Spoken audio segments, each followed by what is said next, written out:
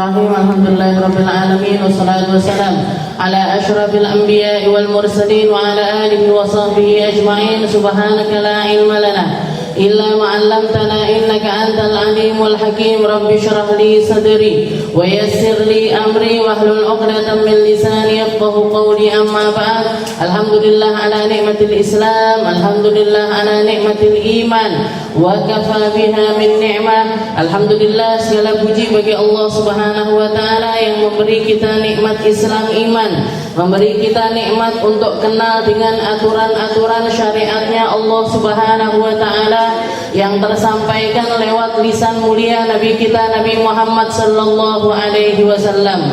Habibullah, kekasihnya Allah, seseorang yang mendapatkan anugerah terbesar dari Allah Subhanahu wa taala berupa kedekatan-kedekatan kepadanya, berupa perkara-perkara yang paling indah yang Allah taala berikan kepada manusia semuanya tercurah kepada Nabi kita Nabi Muhammad sallallahu alaihi wasallam. Seseorang yang paling kita harapkan syafaatnya, seseorang yang paling kita harapkan uluran tangannya untuk menolong kita di dunia sampai di alam kubur, sampai di akhiratnya Allah Subhanahu wa taala. Mugi-mugi semuanya kenal sama Nabi, mugi-mugi semuanya cinta sama Nabi, mugi-mugi semuanya dikasih perkara-perkara yang Allah taala berikan kepada para sahabat-sahabat terdekatnya Nabi, berupa sesuatu yang berupa kecondongan yang luar biasa kepada Rasulullah sallallahu alaihi wasallam, yaitu cinta sama Nabi Muhammad sallallahu alaihi wasallam. Ini yang paling diharapkan sama para sahabat. Salah satu hadis yang keluar dari lisan Nabi yang ketika orang yang penyebab nanya hal tersebut itu sampai seakan-akan para sahabat itu semuanya berutang budi sama sahabat tersebut. Ketika ada satu orang Badui nanya sama Nabi, ngangkat tangannya ketika Rasul lagi khutbah, tidak direken sama Nabi sebelumnya, tapi begitu selesai khutbah, manisail, katanya Nabi, siapa tadi yang nanya? Ana ya Rasul, saya ya Rasul.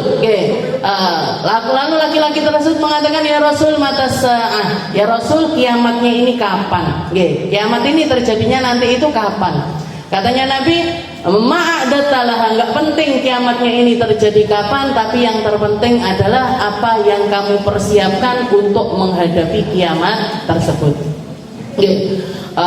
Setelah itu laki-laki tersebut mengatakan, ma'adatu syai'an ya Rasul, saya enggak nyiapin apa-apa ya Rasul. Saya enggak nyiapin apa-apa, enggak banyak bekal saya, enggak banyak yang bisa saya persiapkan, illa hubbullah wa rasuluh, kecuali yang pasti ada di dalam hati saya ini cinta sama Allah, meskipun nggak sempurna di dalam kecintaan saya, masih banyak masih banyak campur hidup saya dengan kesalahan-kesalahan, dengan dosa-dosa. Saya cinta, tapi yang pasti saya cinta sama Allah. Juga yang pasti juga adalah wa hubbu rasuli, dan juga saya cinta kepada utusannya Allah. Maka Rasulullah spontan mengatakan, almar'u ma'aman ahab, seseorang nanti akan dikumpulkan bersama mereka-mereka yang dia cinta. Dikatakan itu semua sahabat, termasuk Sayyidina Abu Bakar, Sayyidina Umar, itu setelah selesai Rasulullah mengatakan seperti itu, semuanya nyalami laki-laki tersebut seakan-akan mereka ini punya beban yang sama tapi nggak tersampaikan, baru tersampaikan setelah laki-laki itu bertanya. Semuanya merasa ngamali ya mungkin diterima, mungkin enggak, mungkin nyampe, mungkin enggak, mungkin pantas, mungkin enggak. Tapi kalau cinta sama Allah, cinta sama Rasulullah, maka sudah pasti kita semuanya ini punya. Sudah pasti kita ini punya, tinggal kita rawat. Nanamnya udah Bu, nanamnya udah, saya yakin sudah semuanya punya kecintaan sama Nabi. Tinggal dirawat, tinggal dipupui, tinggal disirami. Tinggal kita terus perhatikan, kita rawat biar dia ini semakin besar dan semakin besar. Karena sebesar cinta kita kepada Nabi tersebutlah sebesar itu juga porsi kita untuk diselamatkan sama Nabi, untuk disambut sama Nabi, untuk membanggakan Nabi, untuk dekat sama Nabi Muhammad sallallahu alaihi wasallam. Mungkin kita semuanya, kita, anak cucu kita, orang tua kita, semua orang yang kita sayangi, terselamatkan dengan kecintaannya kepada Rasulullah Shallallahu Alaihi Wasallam. Kita lanjutkan pembahasan kita fi babin najasah, masih di dalam bab yang membahas tentang najis. Jadi Allah Subhanahu wa taala memberikan aturan-aturan bahwasanya ada banyak perkara, ada beberapa hal yang kalau hal tersebut ada pada dirimu akan merusak keabsahan salatmu. Yaitu kalau kamu tertimpa najasah, kalau kamu itu kedapatan di dalam dirimu itu ada najis-najisnya. Makanya di dalam salah satu ayat Allah taala mengatakan innallaha yuhibbut tawwabin wa yuhibbul mutatahhirin. Innallaha yuhibbut tawwabin. Allah taala itu senang sama orang-orang yang taubat terus. Kembali terus. Kenapa kok Allah taala senang sama orang-orang yang selalu bertaubat? Karena taubat itu berarti dia sedang membersihkan batinnya dia dari segala sesuatu yang buruk. Kita mentaubati kesombongan kita mentaubati kepongahan kita mentaubati kepelitan kita mentaubati kedengkian kita, kebencian kita, perkara-perkara buruk yang menjangkiti hati kita. Taubati terus, Bu. Meskipun masih sulit untuk menghapuskannya, karena rasa benci, rasa dendam itu kan kadang-kadang respon badannya kita ini kan ya bisa kita maafkan, ngomongnya di lisan itu tak maaf nih, tapi ketok uangnya wes neng kene kemerengkel nah, kelihatan orangnya, apalagi orangnya nyapa ndak roh salaman, wong iki sudah nyakitin saya sedemikian rupa kok nggak roh, atau orang-orang yang punya utang sama kita, dengan pedenya beli tas baru, beli baju baru, nggak sadar ini orang punya utang banyak sama saya kok kayak gitu. Ini kan sakit kan, hati kita ini kan sakit kan. Itu diobati terus, Bu. Cara ngobatinya pakai apa? Tobat. Tobat, ingat Allah lagi. Setelah itu kita upayakan untuk beresin, untuk membersihkannya atau mematikan rasa-rasa yang semacam itu. Innallaha yuhibbut tawwabin wa yuhibbul mutatahhirin. Allah taala cinta sama orang yang terus-terusan bertaubat. Kenapa? Karena setiap kali orang bertaubat dia itu dibersihkan. Batinnya itu dibersihkan lagi. Wa yuhibbul mutatahhirin. Dan Allah taala juga senang sama orang yang sukanya itu bersih-bersih. Bersih-bersih dari apa? Bersih-bersih dari hadas, mau itu kecil, mau itu besar, ataupun juga dari perkara-perkara yang najis. Jadi Allah Ta'ala ngasih syariat, ini loh, darah ini najis, khamr, minuman keras ini najis, bangkai ini najis, setelah itu darah ini najis, muntah ini najis, dan lain sebagainya. Ini untuk jadi patokannya kita agar kita ini selalu membersihkan diri dari perkara-perkara tersebut dari dohir kita, dari dohirnya kita. Kalau kita lagi nggak punya wudu, mau sholat harus wudu dulu. Kalau nggak wudu maka kamu nggak sah sholatmu. Kalau kita lagi berhadas besar, kamu harus mandi dulu. Meskipun secara kasat mata nggak ada sesuatu yang najis yang nempel pada dirimu, tapi ada hadas yang harus kamu angkat agar sholatmu ini sah. Terlebih-lebih lagi kalau ada yang namanya najis. Terlebih lagi kalau ada yang namanya najis. Sesuatu yang najis kita mau sholat otomatis harus dibersihkan. Harus dibersihkan, diangkat dulu najisnya, karena sesuatu nanti juga akan kita bahas di dalam pembagian hukum. Jadi ada yang namanya najis mukhaffafah, ada yang namanya najis mutawassithah, ada yang namanya najis mughalladah, dan juga cara kita untuk membersihkan tiga najis tersebut. Kita lanjutkan. Kemarin kita bahas tentang maitah, tentang bangkai. Jadi tentang bangkai itu semuanya, bangkai itu adalah hewan-hewan selain anjing dan juga babi yang tidak disembelih dengan sembelihan syar'i, tidak disembelih dengan sembelihan syar'i, maka semuanya hukumnya menjadi bangkai. Gak boleh dikonsumsi. Selain tidak boleh dikonsumsi juga kalau kita lagi sholat ada perkara tersebut, sholat kita juga batal. Sholat kita terganggu atau enggak sah, dianggap tidak sah karena ada najis-najis tersebut. Jadi al-maitah. Kemarin kita bahas hukum hayawan, semua hewan selama hidupnya selain anjing dan babi hukumnya adalah suci. Semua hewan fi hali hayati, ketika dia hidup maka hukumnya adalah suci. Kecuali anjing sama babi ini hidup mati panggah najis. Hidup mati bahkan anaknya, cucunya, cicitnya, semuanya hukumnya adalah najis. Setelah itu, kalau misalkan setelah kematiannya, hewan-hewan ini kalau setelah matinya, kalau dia adalah hewan yang makul, yang bisa dimakan, yang enggak hidup di dua alam, yang enggak punya kuku tajam, yang enggak punya taring dan lain sebagainya, maka hukumnya kalau yang makul, kalau yang bisa dimakan, maka setelah disembelih dengan cara syariat, hukumnya menjadi sesuatu yang suci, menjadi sesuatu yang suci, boleh dikonsumsi, boleh dimakan, boleh diambil semua dari apapun yang ada di dalam hewan tersebut kecuali darahnya. Jadi jangan mau makan matanya, silahkan. Lidahnya sapi itu misalkan, semuanya halal. Mau jenengan makan krokoti koyo opo ae boleh semuanya dikonsumsi. Yang nggak boleh apanya? Yang nggak boleh adalah darahnya. Darahnya nanti akan kita bahas tentang darah. Sedangkan untuk hewan-hewan yang ghairu makul, hewan-hewan yang tidak bisa dimakan, idza matat bidakatin syar'iyyah fahiya tahirah. Idza matat kulluha najisah walau dubihat. Kalau hewan yang enggak bisa dimakan, maka setelah keadaannya dia setelah kematiannya, meskipun disembelih dengan cara syariat, tetap hukumnya menjadi bangkai. Jenengan nyembelih serigala misalkan, serigala disembelih, gimana ini? Boleh nggak dimakan? Nggak boleh.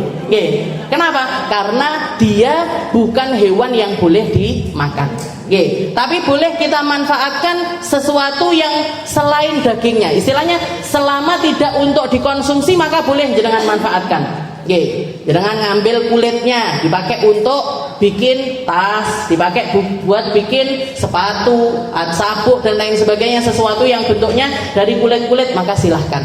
Jadi untuk hewan-hewan yang tidak bisa dimakan, ini masih tetap bisa kita manfaatkan, tapi tidak untuk dikonsumsi, tidak untuk masuk ke dalam perut, tidak untuk masuk ke dalam perut.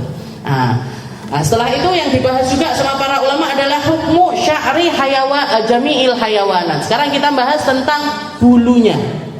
Bulunya hewan. Sya'rul hayawanatil ma'kulah ba'dal infisal tahir. Katanya beliau di dalam kitab ini dikatakan bulunya hewan, bulunya hewan yang bisa dimakan, bulunya hewan yang bisa dimakan.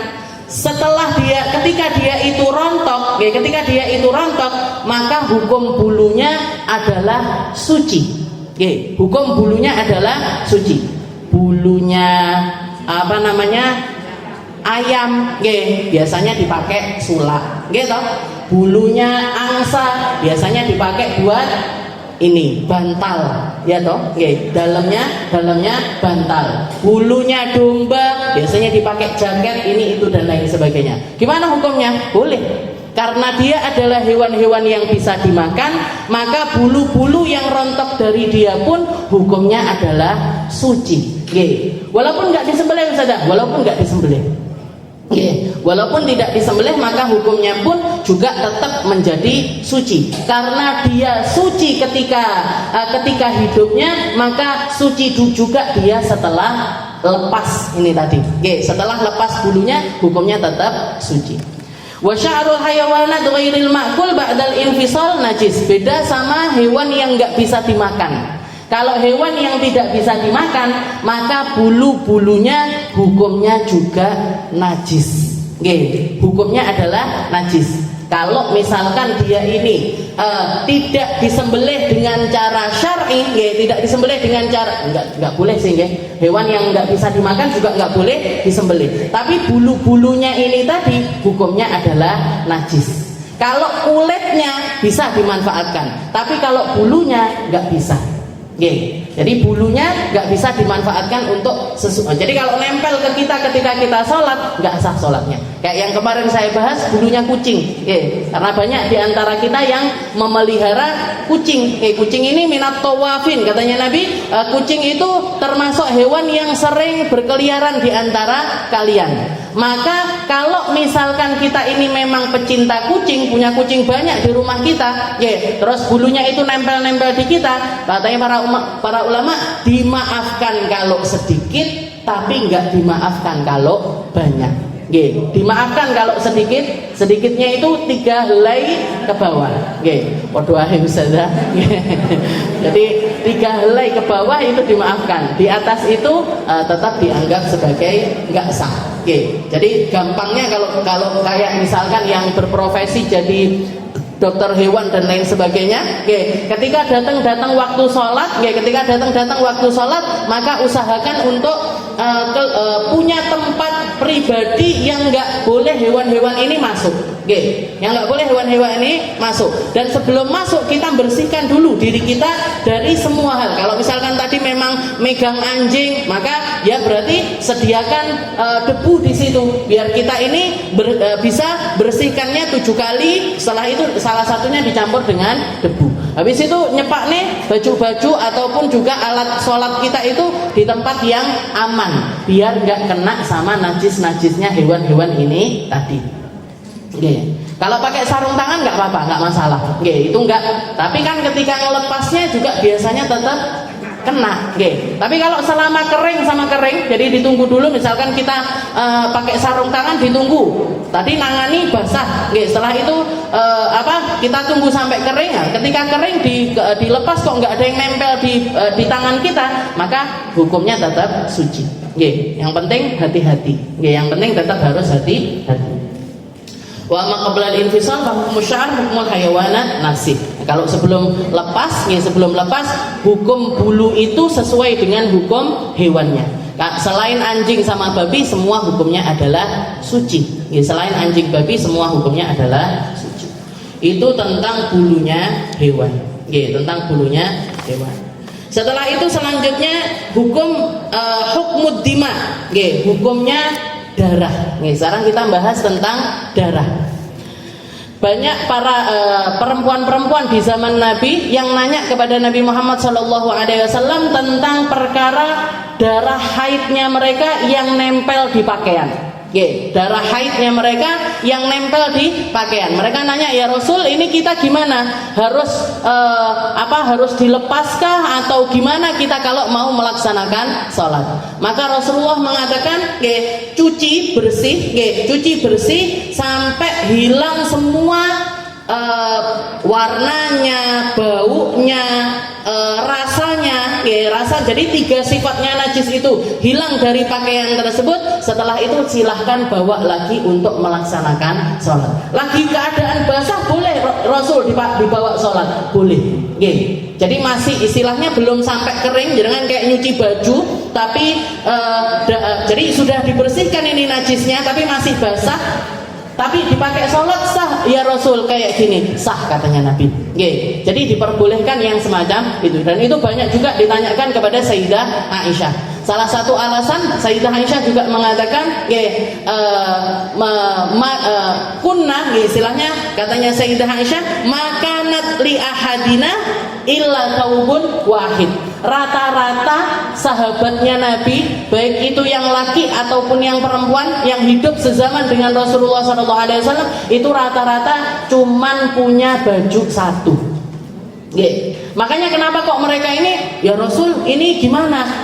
Kok sampai nanya? Kalau kita kan enggak, kalau kena bajunya jenengan kena najis, kok enggak usah kena najis. Tas metu titik gitu, baru keluar seharian aja sudah rasanya nggak enak, kita lepas, kita ganti baju yang lain. Itu kan kita kelambi nih sak lemari. Jadi nggak direpotkan dengan hal-hal yang semacam itu. Tapi para sahabatnya Nabi, mereka baju yang mereka pakai ini yaitu ya baju satu-satunya. Nggih. Walaupun misalkan Sayyidah Aisyah mengatakan maka natli ahadina illa taubun wahid. Rata-rata orang di antara kita itu cuma punya baju satu. Yang dimaksud sama Sayyidah Aisyah di situ mereka cuma punya 2 lembar baju. 1 lembar baju dipakai untuk musim dingin, 1 lembar baju dipakai untuk musim panas. Baju musim panas dipakai musim dingin mereka kegerahan, nggih. Baju musim dingin dipakai musim panas, nggih. Kadem. Ya ngoten niku lah. Ya, jadi nggak pas. Jadi mereka punya 2 baju sebenarnya, tapi terlalu repot kalau misalkan baju ini tadi harus dicuci, setelah itu nunggu kering, pokoknya disetrika, dikasih penguang, nggak sempat Bu sahabat itu kayak gitu. Nggih. Nanti ya wiritan, sholat. Nah, makanya mereka kepikiran sekali. Ya, mereka kepikiran sekali. Maka banyak riwayat yang mengatakan ini dicuci seperti ini. Nah, katanya setelah itu banyak juga yang curhat sama Sayyidah Aisyah. Ini enggak, kalau darah itu kan maaf agak sulit untuk dicuci, gitu. Kalau ada darah yang nempel di celana dalam kita ketika kita haid, ini kan kadang-kadang sulit untuk dicuci. Mereka juga nanya, Sayyidah Aisyah ini nggak hilang-hilang ini, darahnya itu nggak hilang-hilang. Katanya Sayyidah Aisyah kasih garam, suruh nyuci pakai garam. Nggak lepas juga, suruh nyuci pakai sidir, namanya sidir, kayak apa? Daun, salah satu jenis daun yang jadikan bubuk. Nah, itu juga kadang-kadang dipakai untuk nyuci bajunya mereka. Kalau misalkan tetap nggak hilang juga, maka ini nanti masuknya ke halatut ta'assur. Halatut ta'assur itu adalah keadaan di mana najis ini nggak bisa kita hilangkan dari 3 sifatnya, tapi minimal 2 sifatnya itu hilang. Minimal 2 sifatnya itu hilang. Maka kalau cuma tersisa 1 sifat najis saja, itu dimaafkan sama syariat. Jadi misalkan celana dalam kita kena najis, kena darah, dicuci, sudah dicuci, baunya hilang, rasanya juga hilang, dicipi rasanya hilang. Jadi rasanya juga hilang. Biasanya yang tersisa itu warnanya. Warna ini agak sulit untuk dihilangkan. Sudah nyoba pakai Baiklin, pakai sitrun, pakai ini itu, direndam pakai air panas, pakai air dingin, pakai es batu dan lain sebagainya, tetap nggak hilang juga. Gimana ini? Ini masuk ke halatit ta'assur. Kalau masuk ke halatit ta'assur, di situ dimakfu sama syariat. Nggak perlu dibuang Bu, tapi tetap bisa dipakai. Tapi nanti kalau kedengeran ada alat lain yang bisa bersihkan ini najis, maka tetap harus kita usahakan. Tetap harus diusahakan biar bersih dari 3 sifat ini tadi. Itu namanya halatut ta'assur. Darah ini termasuk sesuatu yang dianggap sebagai najis. Dianggap sebagai najis. Semua darah, terutama adalah darah haid, dianggap sebagai najis.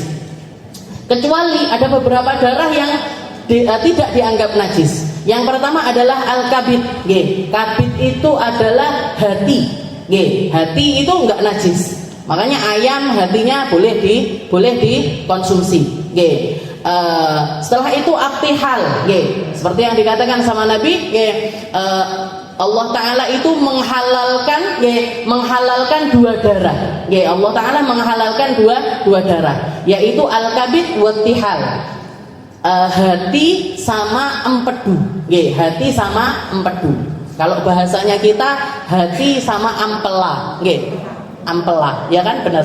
Hati sama ampela. Ini boleh untuk dikonsumsi. Yang biasa makan sate ati ampela nggak usah khawatir.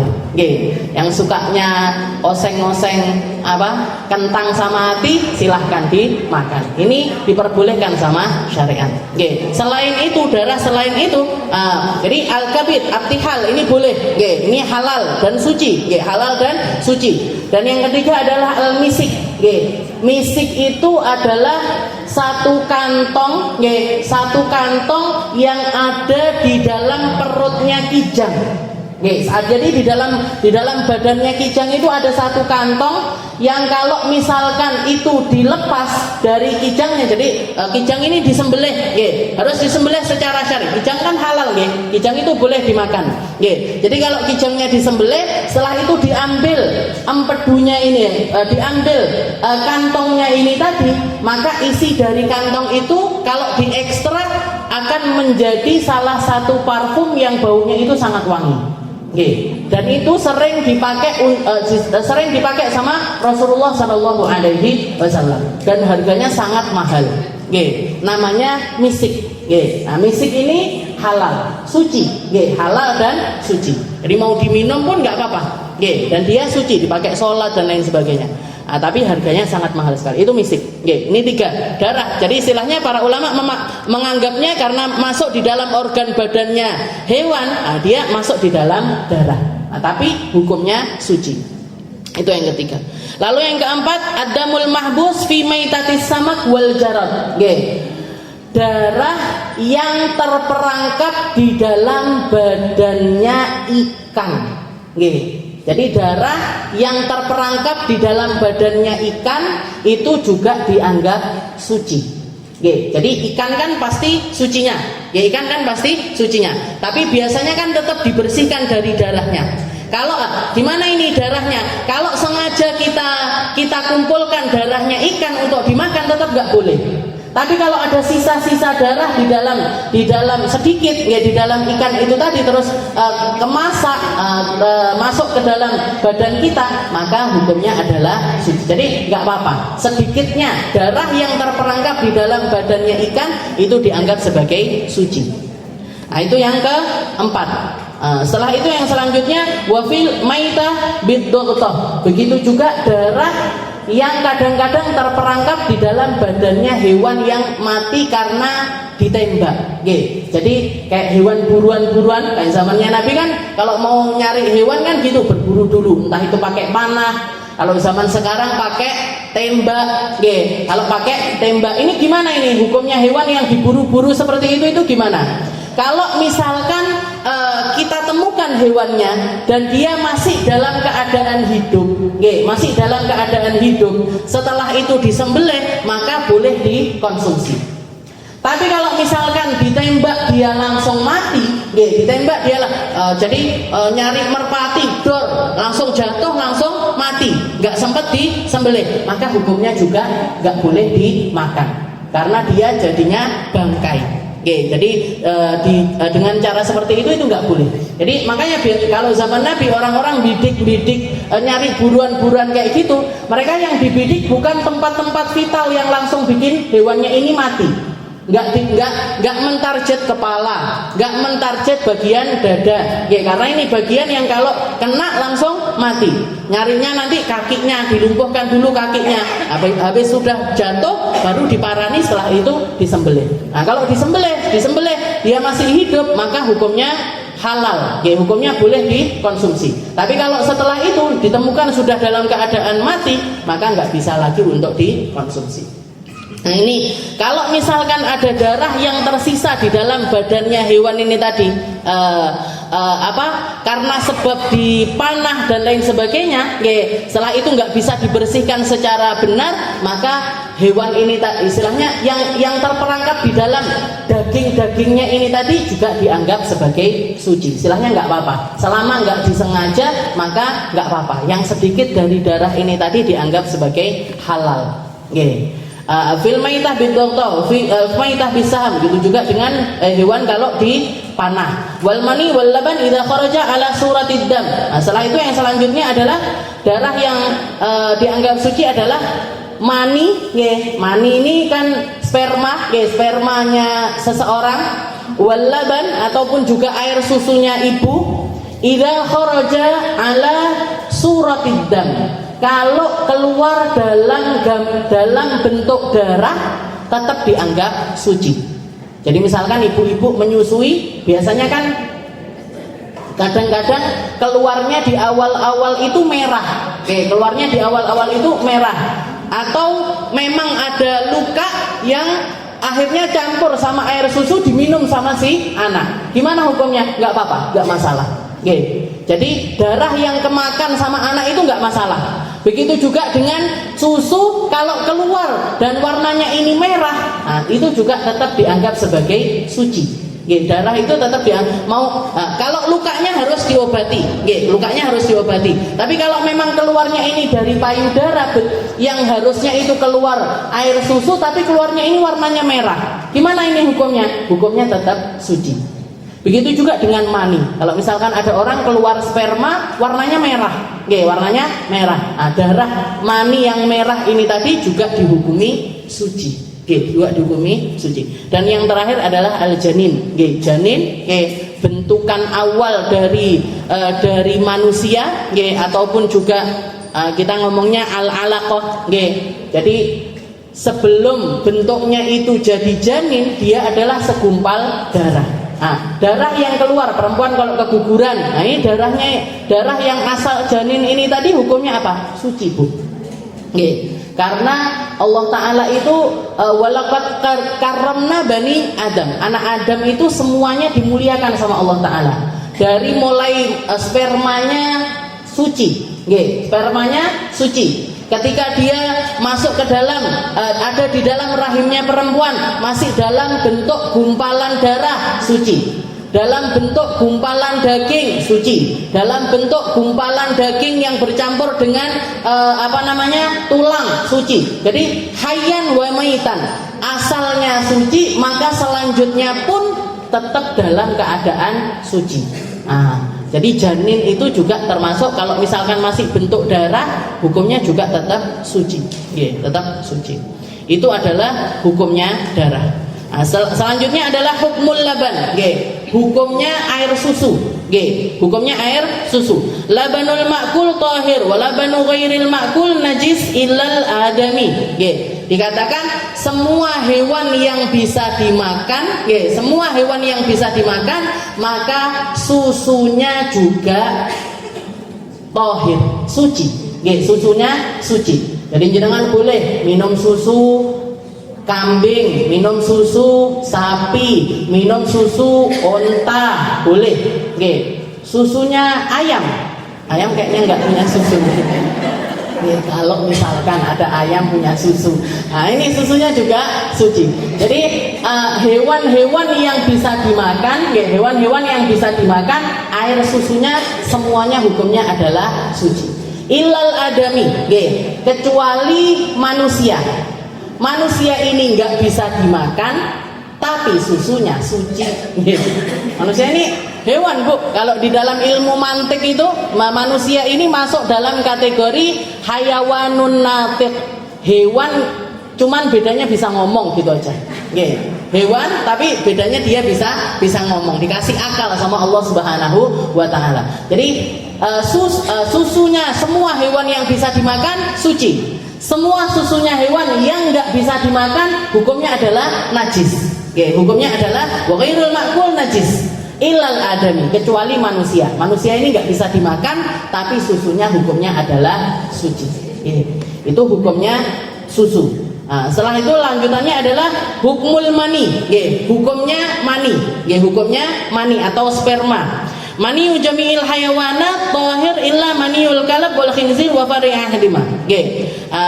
Kaul yang pertama mengatakan maninya semua hewan. Jadi hukum mani ini ada tiga perkataan ulama. Ada tiga pengkategorian dari ulama. Ada imam semisal Imam An-Nawawi dan juga yang muktamad dari madhabnya Imam Syafi'i menganggap kalau semua maninya hewan, semua maninya hewan itu hukumnya adalah suci.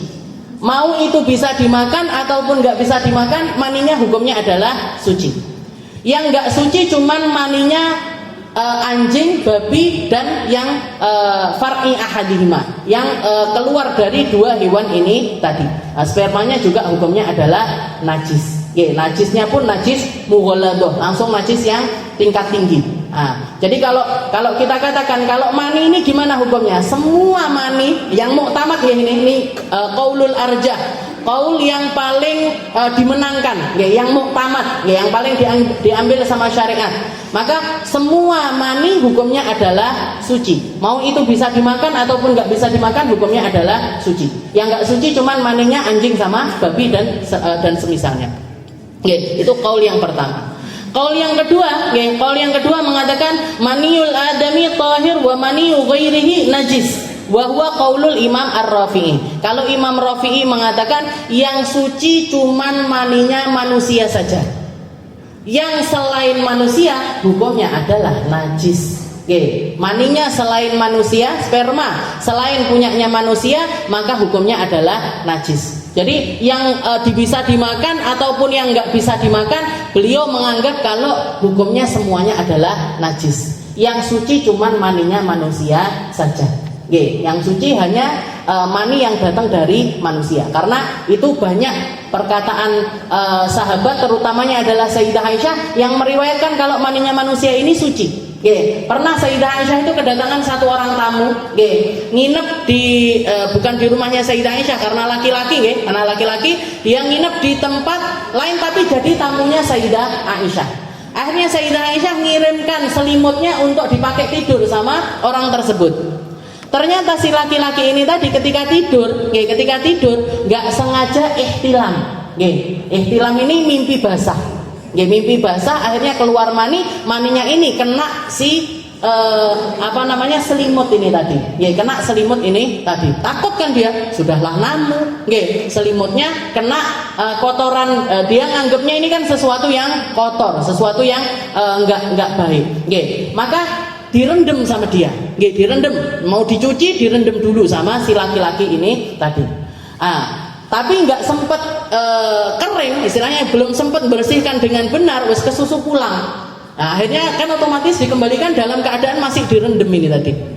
Katanya Sayyidah Aisyah, ngapain ini kok kamu rendem? Selimut ini tadi kok kamu rendem? Malu kan dia. Tapi akhirnya ngaku juga, iya nggak sengaja saya. Istilahnya keluar, akhirnya kena si selimut ini tadi.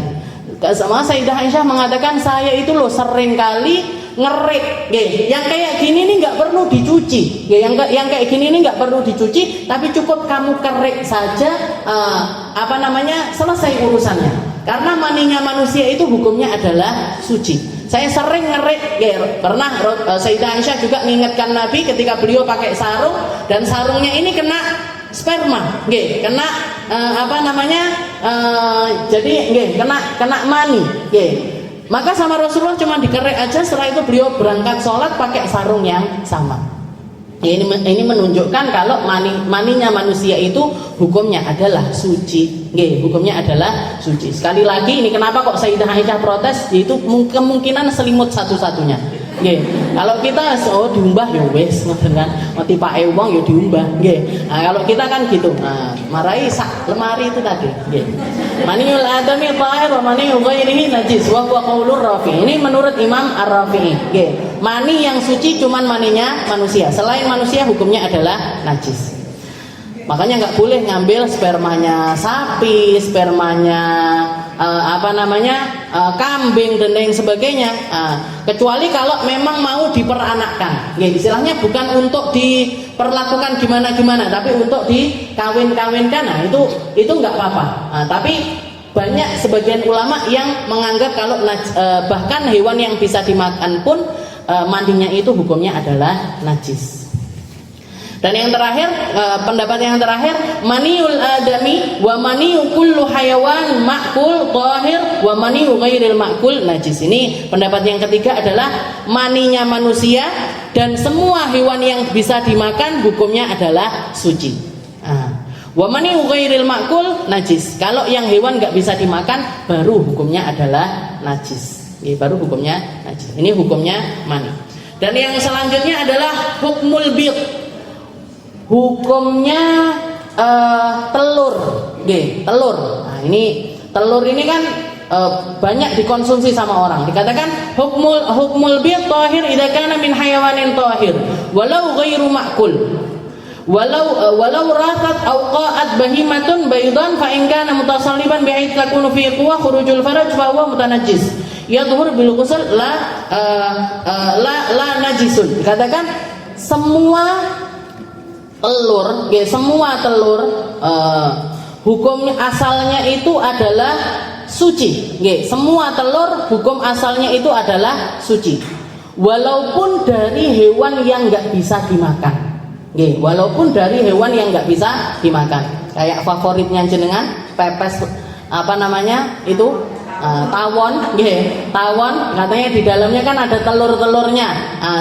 Rumah-rumahnya gimana? Makan tawonnya ini sebagian ulama menganggap itu adalah nggak boleh, sebagian lagi menganggap boleh. Tapi kalau mau keluar dari khilaf, nggih, jangan dimakan tawonnya. Nggih. Tapi kalau rumahnya sama telur-telurnya itu semuanya adalah suci. Nggih. Jadi semua telur hukumnya adalah suci. Semua telur hukumnya adalah suci. Walau ghairu makul, walaupun dari hewan yang nggak bisa dimakan. Jangan nyari ketemu telurnya ular misalkan, mau dimakan, silahkan. Oke. Mau makan telurnya buaya, silahkan. Pokoknya masih jadi telur loh, Bu. Oke. Pokoknya masih jadi telur, maka hukumnya adalah suci. Walau ghairu makul. Tapi kalau telurnya ini tadi, ini yang kadang-kadang kita kan sering beli telur, tapi telur ini kan keluar dari tempat yang sama dengan keluarnya najisnya hewan, gitu.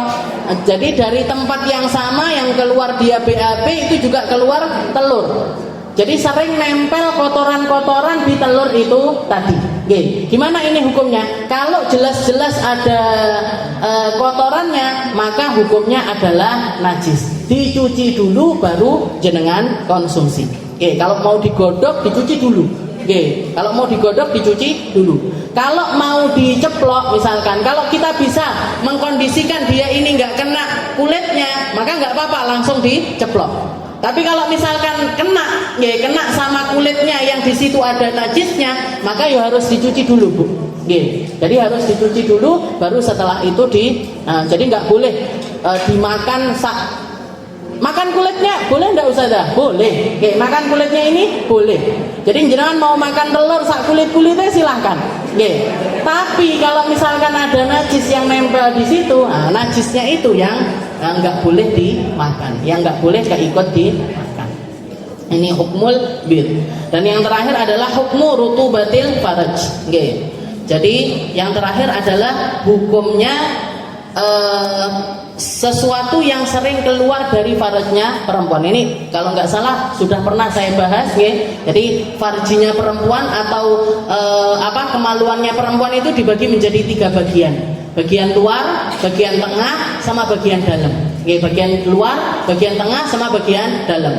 Kalau keputihan itu keluarnya dari bagian dalam, dari bagian dalam, yang kita namakan mani, ada madhi, ada wadi. Ada mani, ada madhi, ada wadi. Kalau mani hukumnya jelas suci, tapi mewajibkan orang mandi. Suci tapi mewajibkan orang mandi. Kalau madhi sama wadi ini hukumnya adalah najis, tapi hanya mewajibkan orang yang keluar itu tadi untuk berwudu saja. Kalau mau sholat cukup wudu saja. Ini madhi sama wadi. Madhi apa bedanya? Madhi yang keluar ketika seseorang itu bersyahwat. Kalau dia punya syahwat, lagi punya keinginan biologis, maka ini biasanya keluar. Keluar yang seperti itu keluar. Nah, ini kalau masih seperti itu namanya madhi. Hukumnya adalah najis dan mewajibkan orang wudu saja. Tapi kalau wadi, ini keputihan yang sering biasanya kuning-kuning di celana dalam, setelah itu lendir-lendir, ini namanya wadi. Kalau kencing keluar seret, itu semuanya adalah wadi namanya. Nah, wadi ini sama juga hukumnya najis, tapi hanya mewajibkan orang untuk berwudu. Itu kalau keluarnya dari dalam. Kalau keluarnya dari bagian tengah, dari bagian tengah, jalan antara yang nampak ketika kita jongkok sama rahimnya perempuan, ini bagian yang tengah itu tadi, maka kalau ada sesuatu yang keluar dari situ, maka ini semuanya hukumnya adalah suci. Biasanya yang keluar dari tengah ini modelnya seperti apa? Cuman semacam keringat. Cuman jadi kayak kalau dipegang di celana dalam itu cuman kayak mamel basah, tapi nggak ada jiremnya, nggak ada apa yang bisa diangkat dari situ. Kuning-kuning yang nggak ada, keruh-keruh yang nggak ada, habis itu juga nggak ada apa, lendir-lendir juga nggak ada. Ini berarti yang keluar dari bagian tengah saja. Nah, celana dalamnya tetap hukumnya adalah suci. Nah, kalau yang dari bagian luar, ini memang tempat yang selalu basah, tempat yang selalu basah. Maka yang ada di tempat itu semuanya hukumnya adalah suci. Semua yang ada di bagian itu hukumnya adalah suci. Enggak bikin kita wajib apapun. Ya enggak wajib mandi, juga enggak wajib wudhu. Jadi ini bedanya kalau yang keluar dari dalam sama tengah sama bagian luar. Nah, bagian luar ini yang wajib kita basuh ketika kita itu istinja. Nah, ini tadi ini adalah akhir dari juga yang enggak dibahas di sini adalah masalah koi. Koi itu muntah. Muntah itu adalah makanan atau minuman atau sesuatu apapun yang berasal dari dalam perutnya manusia. Jadi makanan itu kalau sudah nyampe ke dalam lambung, habis itu dia keluar lagi, maka ini dihukumi sebagai muntah. Dihukumi sebagai muntah. Muntah ini gimana hukumnya? Hukumnya adalah najis. Muntah ini hukumnya adalah najis. Tapi kalau masih dari bagian belum sampai ke lambung, sampai sini, nah, masih di jalannya untuk menuju ke lambung, maka kalau keluar lagi ini tidak dianggap sebagai muntah dan hukumnya tetap suci. Biasanya orang-orang nanya masalah gumuh. Gumuhnya anak itu, gimana ini? Hukumnya gimana? Kalau misalkan dia nyusu habis itu gumuh. Kita lihat, kalau misalkan antara nyusunya dengan muntahnya ini tadi terpaut waktu yang lama, misalkan setengah jam kemudian atau 1 jam kemudian, nah, ini berarti otomatis si air susu ini tadi sudah nyampe ke perut. Kalau keluar, maka hukumnya adalah najis. Tapi kalau baru disusuin mungkin karena batuk atau karena keselak akhirnya keluar. Nah, gimana hukumnya? Hukumnya suci. Karena belum dianggap sebagai muntah. Kalau muntah itu sudah sampai ke dalam perut. Kalau sudah sampai ke perut berarti dia hukumnya adalah najis. Wallahu a'lam bishawab. Insyaallah kita lanjutkan di pertemuan selanjutnya. Tentang masih di dalam babun najasah, tapi najis dan juga cara penyucian najis. Insyaallah kita bahas pelan-pelan di pertemuan kita selanjutnya.